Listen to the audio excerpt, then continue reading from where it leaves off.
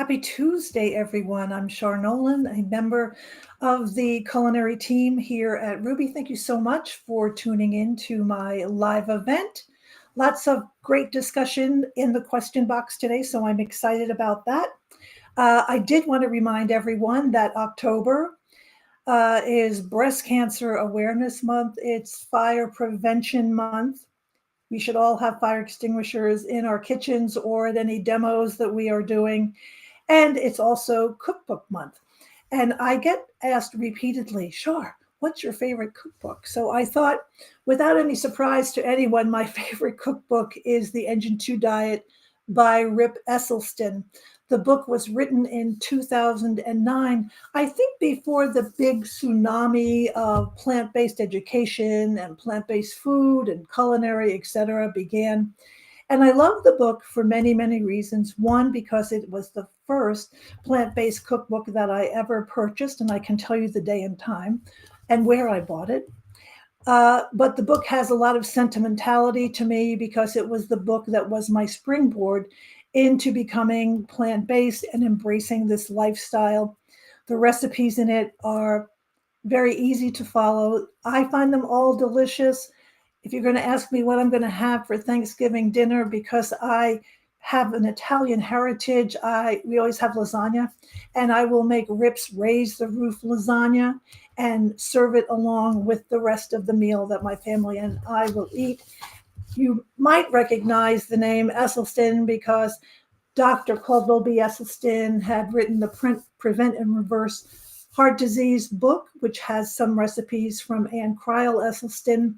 And then Jane Esselstyn, along with Anne, they have written some really good cookbooks too. But this is nearest and dearest to my heart. So if you want to tell me today what your favorite plant-based cookbook is or favorite cookbook, do let me know because I'm always curious, or maybe I'm missing something that's new out on the market. I read cookbooks as though they were novels, and I think someone needs to start having a cookbook club.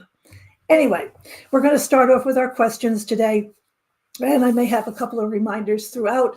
The first question is from Chef Fran Costigan, who you might know as the director of a Essential Vegan Desserts program. I've known Fran for, oh my goodness, maybe 15 years. And she also lives in Philadelphia, and occasionally I will bump into her or we'll go out for a cup of tea or something. But her question was, what do I give out for Halloween? And I live in a neighborhood where people don't really answer the door. They put a big bowl of candy in front of their house.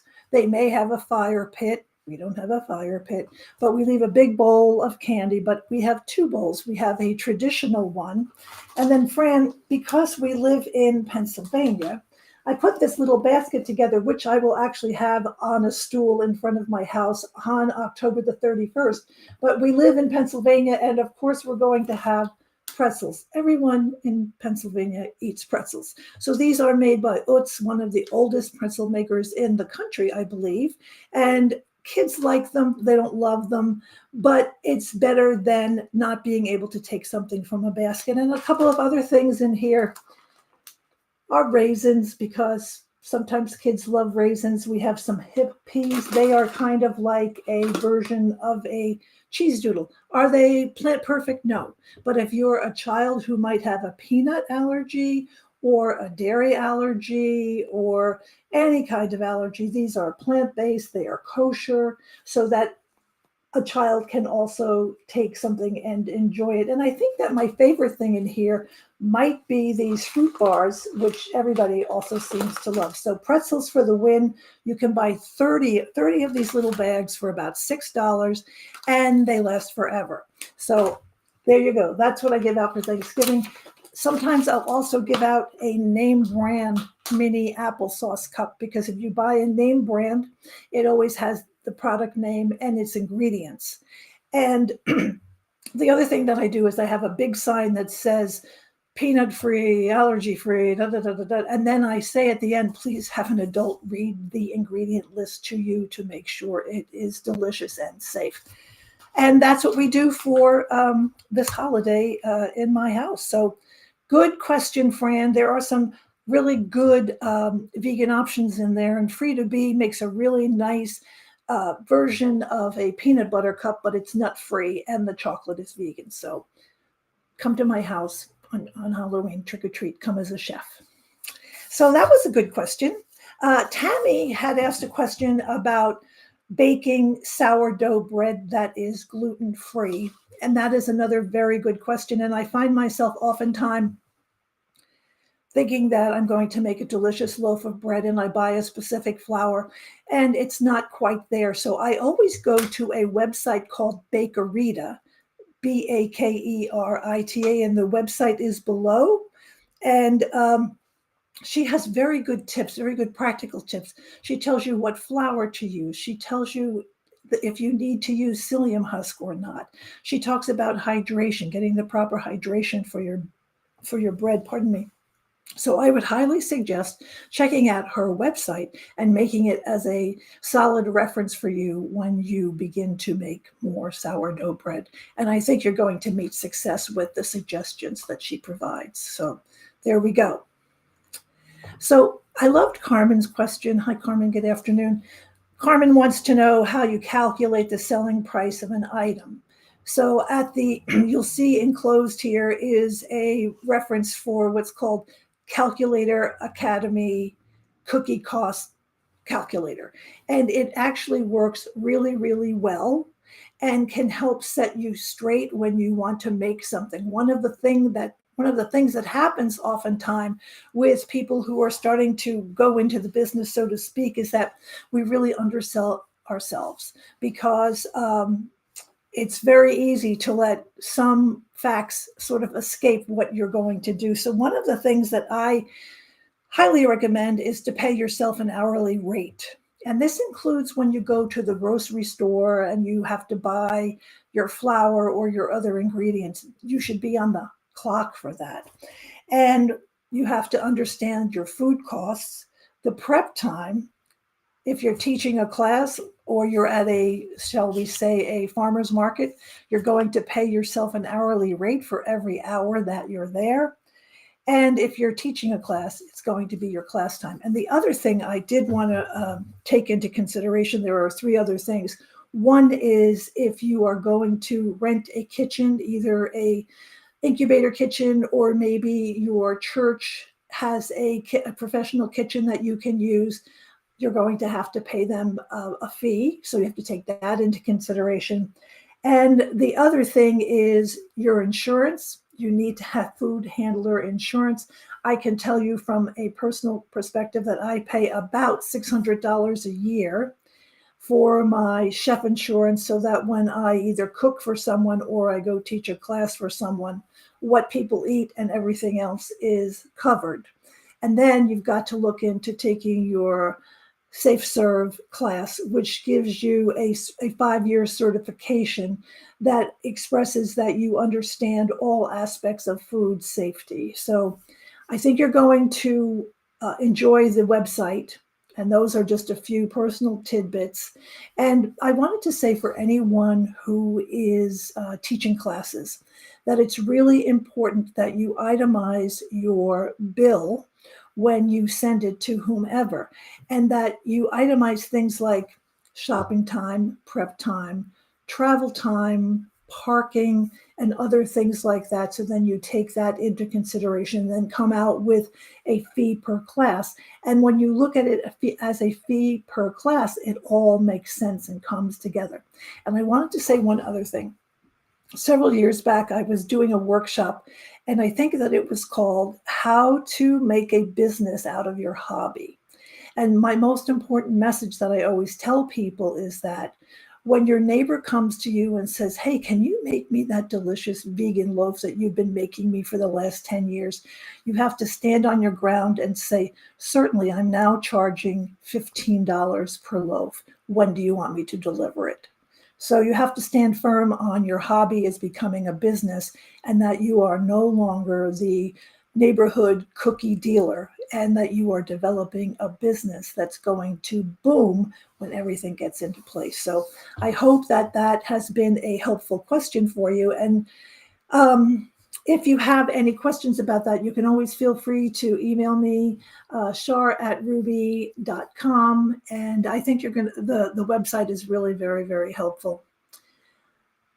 Thank you for sending that question in. And I did want to say in January, Chef Dan and I are doing an event together, split screen, because Dan and I both have a lot of experience of teaching classes in the community and pulling our little red wagons filled with coolers and ingredients and everything else. So we thought that it would be really helpful for students, graduates, or anyone to sit down and sort of chat with us about how you can make a food demo work when you are loading your car and traveling to wherever. So it'll tune in January. I'm not exactly sure of the date, but be there or be square.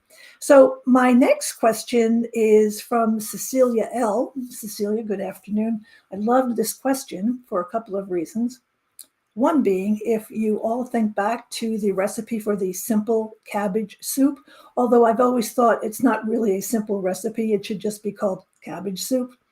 And the last thing that you have to do in that assignment after it is all made is that you layer the flavors without adding extra salt. You add vinegar to the soup. And what happens is that it enlivens the flavor of what you're eating. Remember back from the lemon assignment that your receptors in your tongue for salt and lemon are located in the same place. So you're kind of like tricking your brain that you're adding salt, but you're not. But more than anything, it's going to just layer the flavor without adding salt. And that's why we use it. So this recipe that you're using, lentil ragu, by the way, sounds fabulous, because one of the reasons why I love lentils so much is that you don't need to soak them, and they create such a beautiful, beautiful texture. So I prefer using apple cider vinegar. That's just me, but a teaspoon of red wine vinegar. I would say this, if you're not used to using an acid as your flavor enhancer, start out with a half a teaspoon first. And if you think it needs a little bit more, then you can do that. And I ask you, sometimes people will add a little drop of wine to the end of a recipe to layer a flavor, and its first cousin vinegar is right there. So I think that that's a really good way to see how well that the vinegar will work. So that is a great question. And I think tonight I'm going to make a lentil ragu just from that inspiration. That would be really, really good. So are there other dishes you would add vinegar to? Well, if you're making, for example, if you're making our tunaless salad and at the end it calls for some lemon juice, if you don't have lemon juice, you could use a nice vinegar that would also enhance the flavor as well. And a lot of people are using vinegar as a condiment and putting it on their table. And I can tell you that my latest enjoyable lunch is a rice cake smeared with a nut butter. And then instead of using jelly or jam, I'm using a balsamic glaze. And so you have the sweet and the sour of the balsamic, and it really adds a lot of flavor to that lovely nut butter and rice cake. So I say hail to vinegar and enjoy making your lentil ragu. Sounds delicious. Our next question is from Robert M. Hi, Robert. How are you? He is looking for a job. He's looking for a way to get a part-time culinary job. I'm going to take out the but. I'm going to make it to an and.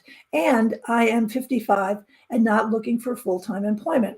What do you suggest? This course is my only experience. Well, it depends what you want to do. There are a lot of, now coming into the world, there are many fast casual restaurants where you end up doing a lot of prep work and things like that. And so you might be working on a wok, or you might be working in the back of the house, chopping vegetables. I'm not sure which program you're on. I recognize your name, Robert M., and I think I have recently reviewed some of your assignments. I think that you might want to read the paper. If you have a favorite restaurant that you like, I will tell you what I did when I finished Rouxbe, because in the back of my brain, I had this idea that I would work in this favorite little vegan restaurant that I loved. The owner was delightful. He was very creative. He made beautiful food. Most of it was whole food, plant based. And I knocked on his door one day and I said, "So I come in here a lot. I love your food. Is there a way that you and I can do something together?" And he said, "Well, what do you mean?" And I said, "Well, maybe we could do pop up dinners." And he thought, well, his exact words to me were, "Will it generate money?" And I said, "Absolutely, it will generate money because the ingredients, when you look at, kale or brown rice or whatever, the ingredients aren't going to kill you." So we ended up doing pop up dinners, and they worked out very, very well. And it was very helpful to each of us. Then I will tell you this. I graduated from Rouxbe on May 8th, 2015. And about 2 weeks later, I had gotten a call from Kim Campbell, who is Dr. Campbell's sister-in-law. I'm sorry, daughter-in-law. And she was saying to me that she was coming to Philadelphia. And I was like, "Oh, you're coming to Philadelphia? I have a great idea. Why don't you let my friend Fernando and I cook dinner for you at his cafe?" And so my first true gig as a Rouxbe graduate was making dinner for T. Colin Campbell, PhD, and the film crew from Plant Pure Nation, which is the film, the documentary that his son Nelson had put together, I believe, in 2016. So you have to kind of think outside the box. And for myself, I'm speaking for myself, I really valued my time at Rouxbe as a student because I learned so much, and it really did give me the confidence that I needed to take my enthusiasm about plant-based food and nutrition seriously. Because when I tell people that I went to an online culinary school, people always go, "What?" And then I tell them about how much I learned. And then when they taste the food that I make, it's all a selling point. So my point here, Robert, is the world is your oyster mushroom, and that you can do whatever you want. And if you have any questions, always feel free to email me, char@rouxbe.com, and I will give you some good personal tips. If I knew where you lived geographically, I would also help you out with that. But I think it sounds like a fun thing to do because cooking is really, really fun. So that was a great question. And thank you so much for asking it. And age should never, ever be a detour in anything that any of us want to do. So those are my words, Robert. This is from Melissa. Hello, Melissa B. How are you today? What are my favorite ways to use spaghetti squash? Oh my gosh, this is so funny because now that squash are coming into grocery store season, because in July when I wanted butternut squash, my local grocer didn't have any. So yesterday I was at the grocery store at 6 a.m. because I like to go early in the morning, and they had a butternut squash, but it was cut in half and all of the spaghetti was gone. And I was like, why is that? Because the spaghetti is the most fun part. However, I really do enjoy using an air fryer when I cook. So I took the butternut squash, left it halved as it was without the pasta inside, and I scored it on the inside, and then I slathered it in, excuse me, in balsamic vinegar, turned it upside down, put a little water in the bottom of the air fryer, and I steamed it. And then when it was finished, I cut it and then I roasted it in the oven, and it came out beautifully and tasted delicious. So I think that, again, vinegar comes into play, balsamic vinegar. And I will say this, it's really important to read the label on the balsamic vinegar that you use, because the lesser priced ones add corn syrup solids, they add sugar, they add preservatives, and some of the higher end or ones that are actually from Italy, saying that they use balsamic from Modena, they are a little bit higher quality and will cook better for you and so forth. So sometimes I just like to cut them into slices and roast them using the techniques that we teach in the roasting vegetables unit, which I always find helpful. But I think there are like 1,000,000,000 things to do. And speaking of, we have put together, it will be out soon, a Plantsgiving holiday guide for different kinds of recipes. And I do know there are several squash recipes, including spaghetti squash. So when it comes out, check your email, and you'll be able to cook up some really delicious dishes. So that was a great question. Thank you so much. Melissa, again, what cooking class did I recently take in Italy, and can you share a little bit about it? So, my grandparents are from an area of Italy called Bari, which is in the Puglia region. And there is a 400-year-old massaria. A massaria is a formal fancy farm. So the buildings look like mini castles. Uh, that's the best way to describe it. And 2 years ago, I went for the first time because I was really interested in capturing with with better guidance many of the recipes that my grandparents made. So it is called Cucina and Massaria. It is in Mola de Bari. It's in a seaside town, and it is about 4 miles from the heart of this little city, which I absolutely love. And they know that I am plant-based, and the meals that they make for me are totally plant-based and delicious. And I will tell you that my new favorite thing right now are skinned, halved fava beans. And when they cook up, they look like mashed potatoes. And the traditional dish that it is served with chicory, the fava beans that look like mushrooms, and pani de Altamura. Altamura is a town that's very famous for its Italian bread. And just learned a lot of cooking techniques.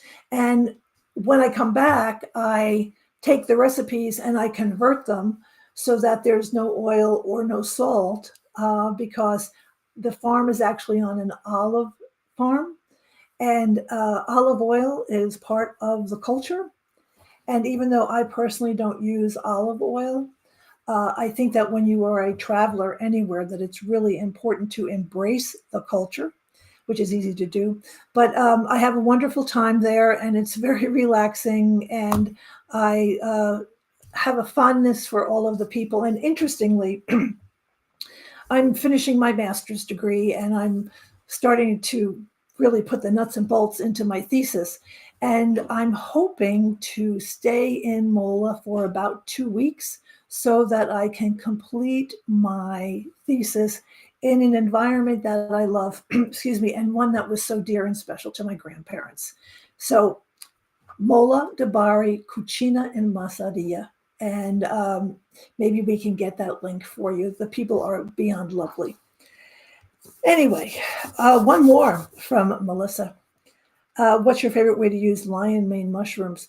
Well, there are so many ways. I love them when they are pan-seared without oil. And I have a cooking brick, which I think I have shown people before. It's a brick that's covered in aluminum foil so that I can use it to sort of press things down. I like to make them into barbecued, like a barbecued, shredded kind of a thing. I like all kinds of mushrooms. I live about 20 miles from Kennett Square, Pennsylvania, the mushroom capital of the world. So it's really easy for me to hop out there and get some freshly picked mushrooms that are beautifully colored and easy to work with. So that's a great question. Come to Pennsylvania and go visit all of the mushroom farms because it's really, really fun. And the history behind mushroom farming is quite fascinating as well. So it's really fascinating. Thank you for your questions, Melissa, very much. This is from Sue M. She's trying to make corn tortillas using Bob's Red Mill masa harina because the brand is organic. I can't seem to get the tortillas to puff up, so they never completely cook in the middle. So, excuse me. Hopefully you have a tortilla press, because using a tortilla press and putting the masa between two pieces of either wax paper or parchment paper will give you the exact thinness that you want. And do you bake them in the oven or do you put them in the frying pan? And I can also tell you that having spent a lot of time in Honduras, uh, people cook their tortillas on the flame of their stove. So I'm going to guess that I wonder if there's enough moisture in the tortillas. And I wonder if there is enough heat. And how well do you mix the dough and if you need it or not. So tortilla press, I bake mine on a sheet pan in the oven and they come out really well. If you do bake them in the oven, have you checked the temperature of your oven and do you use an internal thermometer to make sure that the heat is correct? Those would be the three things that I know. I think after you bake them before you serve them, I will say if you throw them in the air fryer, they're definitely going to get puffy. And also remember that sometimes when commercial tortillas are purchased, they do have some preservatives or lime and other things. So just keep trying. You're gonna find that level of tortilla perfection that you're looking for. So it sounds like you're on the right track using Bob's Red Mill, which is my favorite brand of anything. So let me. We don't have any more questions, but let me just look at my little notes. Back to the original question about the selling food, remember that you want your profit margin to be about 30%. And one other thing to add on is that if you do decide to go wholesale with your cookies, like let's say like a little deli in your community thinks that your cookies would be perfect to sell there, you're going to have to keystone the prices. So in other words, you want to have some kind of profit. Generally, it goes 60-40. You get 60, they get 40. Are you willing to lose 40%, or would you rather sell them at a farmer's market or to friends and neighbors or have a pop-up or whatever? So I think that we are, let me just double check here. Oh, reminder, we love seeing you on our Instagram. We are at Rouxbe Plants for the plant side, and for the regular side of Rouxbe, we are at Rouxbe, Rouxbe. Please follow us. We're also on Facebook, where we have 3 specific groups. We have a Forks Over Knives group.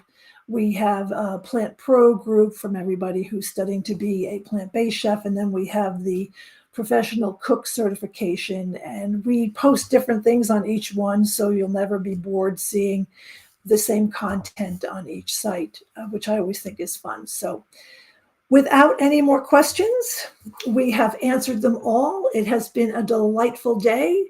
I'll wish everyone a very happy Halloween.